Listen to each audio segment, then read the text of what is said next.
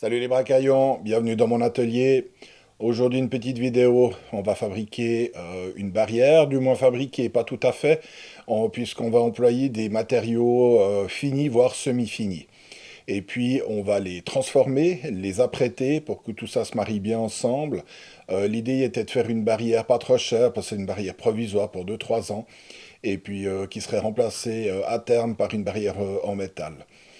Donc je voulais pas que ça me coûte trop cher non plus. On va regarder comment on va utiliser ces matériaux, comment les transformer, les renforcer. Et puis, le problème principal ici, c'est pas tellement la partie menuiserie, c'était la partie comment disposer cette barrière. Je m'explique, le muret que vous allez voir, sur lequel viendra cette barrière, n'est pas un arc plein cintre ou un demi-cercle parfait.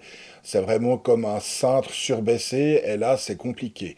Donc, je me suis aidé d'un gabarit que là, j'ai fabriqué pour le coup, et puis qui me permettra de disposer mes poteaux. Et ensuite, je devrais à chaque fois couper de longueur mes barrières semi-finies pour les adapter. Donc, on va regarder tout ça ensemble. Je te prends dans 2 secondes et demie à l'atelier.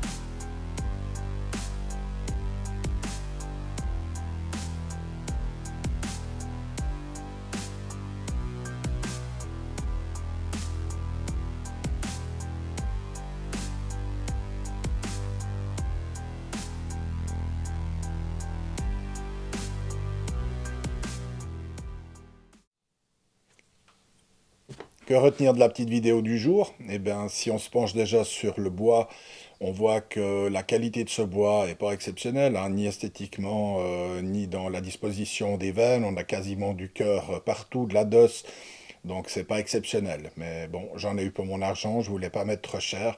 En règle générale, il y a toujours un lien entre la qualité et le prix. Il faut toujours regarder, bien sûr, mais j'entends, si on veut vraiment un bois de premier choix, ben, ça va nous coûter plus cher, mais c'est pas le même aspect ni le même travail. On voit aussi que ce bois, il est saturé d'eau. Quand j'ai été l'acheter dans la grande surface de bricolage, ben, il est dehors, à l'air du temps. Donc on le voit, hein, quand je l'ai déligné avec la scie circulaire portative, on voyait que ça fumait. C'est pas que ma lame n'est pas affûtée, c'est simplement que l'eau, avec le frottement de la lame, s'échauffe et produit de la vapeur. Donc voilà un petit peu le pourquoi. Ensuite, si on parle du traitement de ce bois, c'est un épicéa autoclavé, donc traitement en autoclave. En règle générale, ça dure environ 10 ans le traitement. Ensuite, le traitement s'atténue avec les années et ça redevient entre guillemets du bois normal. C'est important aussi d'utiliser une visserie en inox, c'est ce que j'ai fait. Alors, j'ai pas mis beaucoup de sous sur les barrières et les poteaux, mais j'ai mis un peu plus sur les fixations, parce que le traitement d'autoclave, ça contient ce qu'on appelle des sels oxaliques, et ces sels oxaliques, ben, rongent vraiment le métal. Donc, c'est important de mettre de l'inox A2 pour visser tout ça, pas avoir de surprise, d'autant plus qu'on est à l'ère du temps. Alors si vous voulez pas des surprises, des vis qui cassent ou qui se corrodent, c'est ni très joli ni très sécuritaire. Donc mettez un petit peu des sous sur la fixation. La difficulté principale, je l'ai dit en début de vidéo, c'était que le mur, l'arrondi du mur n'était pas parfait. C'était un espèce de cintre surbaissé, donc il fallait le suivre. Et vous avez vu, j'ai dû démarrer avec mon gabarit et un poteau pour remplacer, pour chaque fois retomber sur un module, c'est-à-dire que les palins ou les lattes, comme vous voulez, de la barrière retombe chaque fois sur le centre du poteau. Donc je devais les disposer. Alors là, c'était difficile de faire un plan dans ce cas de figure. Mais au final, ça fait des facettes. Puis l'idée, c'était qu'on ait chaque fois la même distance du bord du mur avant pour que ça soit quand même un peu esthétique. Le top, ça aurait été vraiment de faire un gabarit d'après le dessus du muret, et puis de faire du lamellé collé, puis suivre vraiment le muret. Mais par rapport à l'emploi que j'en avais sur ce cas précis, c'était pas utile. Voilà, j'espère que vous aurez du plaisir à regarder cette vidéo. Quant à moi, je vais m'activer sur une autre vidéo et puis on se revoit pour de nouvelles aventures. Profitez bien du soleil et puis on se voit bientôt. Salut les bracaillons!